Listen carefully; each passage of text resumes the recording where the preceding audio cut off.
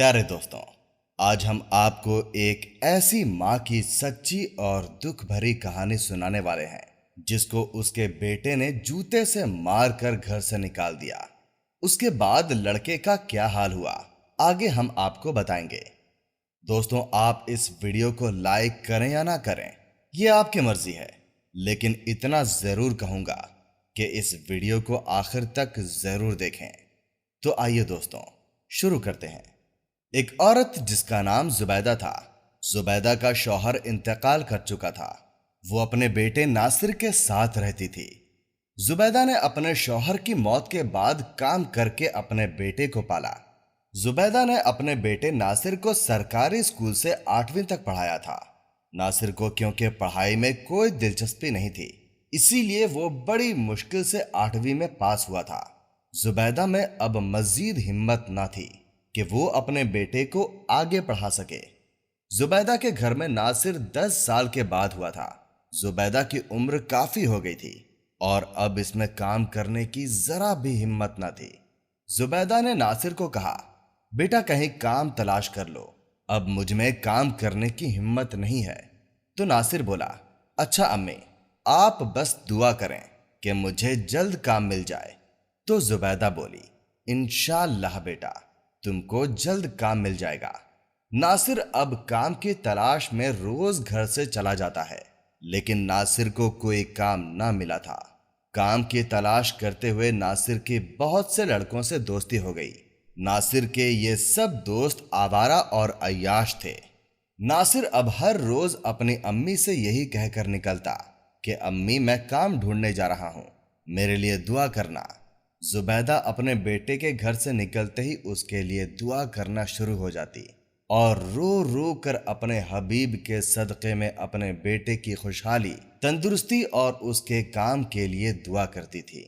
पर जुबैदा ये नहीं जानती थी कि उसका बेटा गलत लोगों में उठने बैठने लगा है।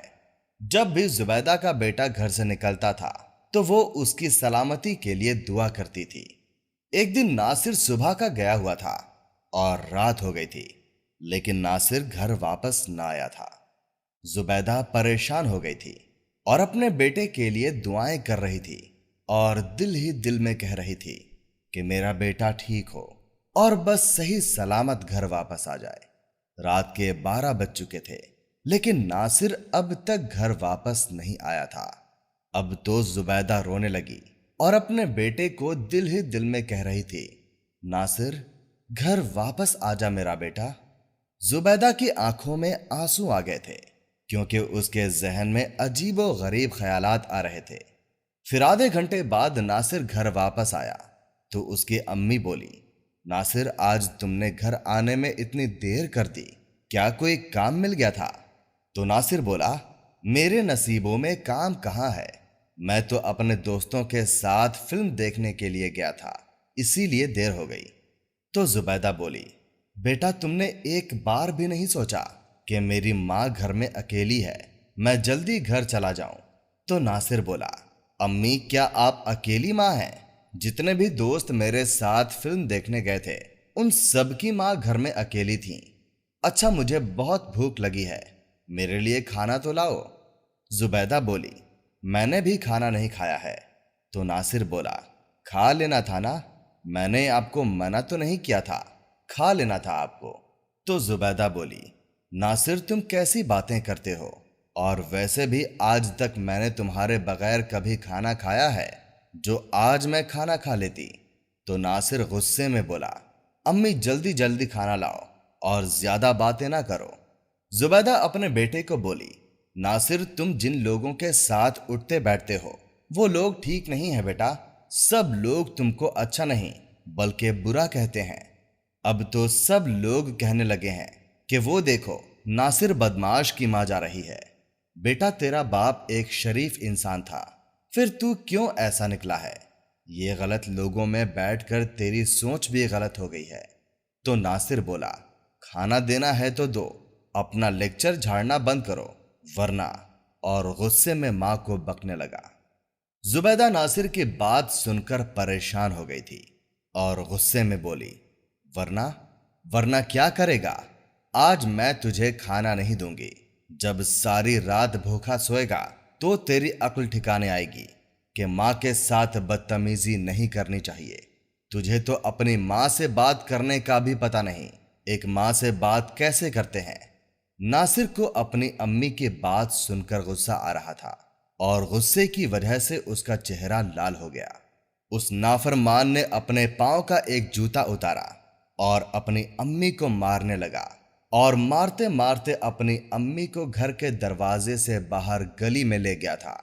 اتنے میں ناصر نے ایک جوتا اپنی امی کے منہ پر دے مارا تھا۔ منہ پر جوتا لگنے سے زبیدہ کے دل سے ایک آہ نکلی اور وہ دل ہی دل میں اپنے رب کو کہہ بیٹھی کہ اے اللہ، میرے بیٹے کو ایسا سبق سکھا، ایسی سزا دے کہ یہ ساری زندگی روتا رہے۔ پھر ناصر گھر کے اندر چلا گیا اور اندر سے جا کر دروازہ بند کر کے سو گیا تھا، اور زبیدہ ایسی ہی گلیوں میں بھٹکنے لگی تھی۔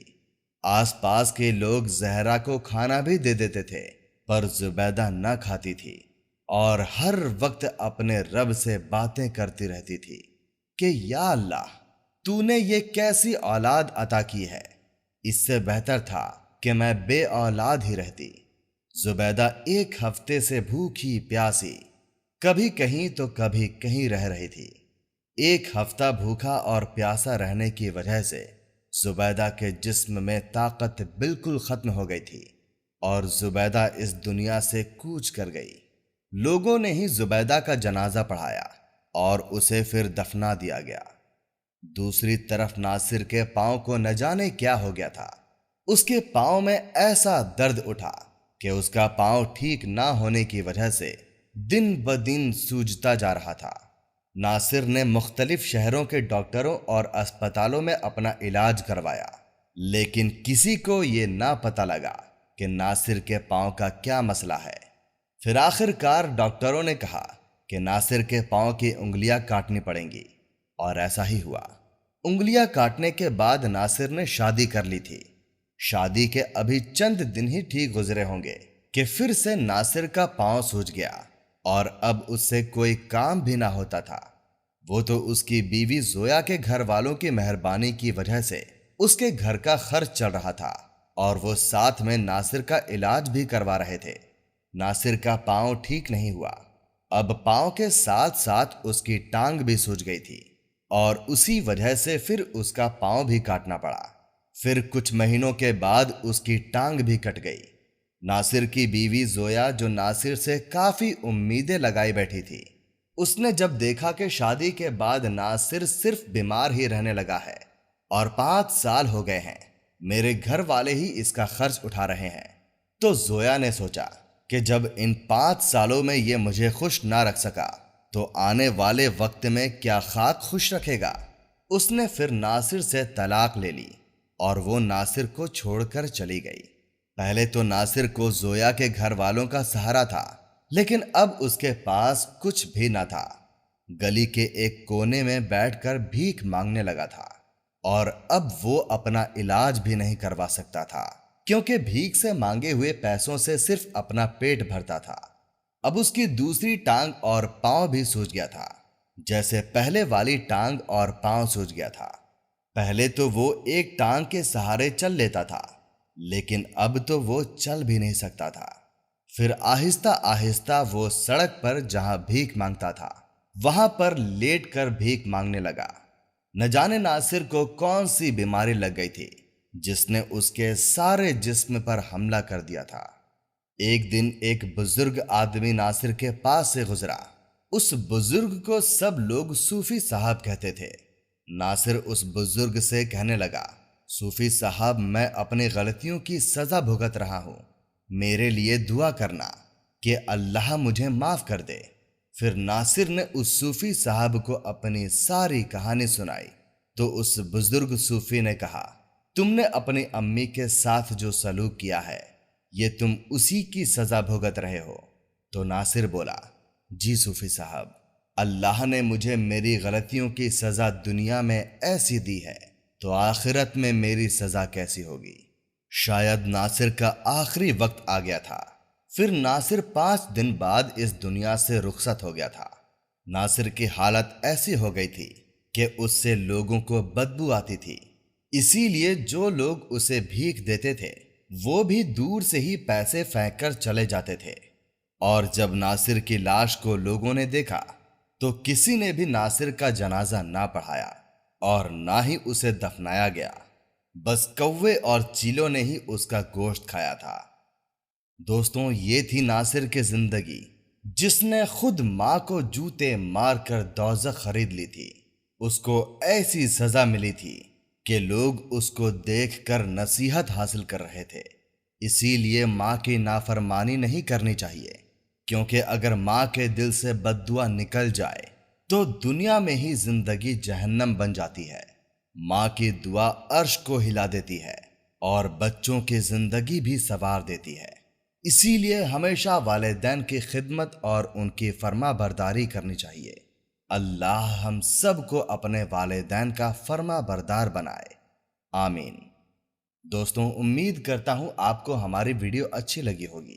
اگر آپ کو ہماری ویڈیو اچھی لگی ہو تو اسے لائک اور ہمارے چینل کو سبسکرائب لازمی کریں۔ پھر ملیں گے ہمارے کسی نئے واقعے کے ساتھ۔ اللہ حافظ۔